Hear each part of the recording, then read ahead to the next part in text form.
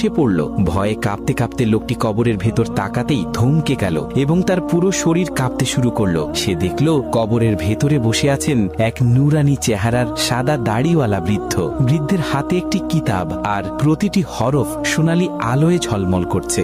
তিনি প্রশান্ত কণ্ঠে তিলাওয়াত করে যাচ্ছেন। হঠাৎ বৃদ্ধের দৃষ্টি পড়ল সেই কবর খননকারীর দিকে। তিনি হাত উঠিয়ে শান্ত গলায় বললেন, আল্লাহ তোমার উপর রহম করুন, কিয়ামত কি এসে গেছে? কবর খননকারী কাপা গলায় উত্তর দিল, না হুজুর, কিয়ামত আসেনি। আমি নতুন কবর খুঁড়ছিলাম, ভুল করে পাশের দেয়াল ভেঙে ফেলেছি। বৃদ্ধ মৃদু স্বরে বলবেন, তাহলে বেটা, আমার কবরের দেয়াল আবার ঠিক করে দাও, যাতে আমি আবার তিলাওয়াতে মগ্ন থাকতে পারি। কবর খননকারী সঙ্গে সঙ্গে সম্মানের সাথে দেয়ালটি মেরামত করে দিল। তার বুক কাঁপছিল, কিন্তু হৃদয় ভরে গেল এক অদ্ভুত প্রশান্তি আর চিন্তায়। যে দুনিয়ায় কোরআনের তেলাওয়াতে মগ্ন থাকে, আল্লাহ তার কবরকেও আলোয় ভরে দেন।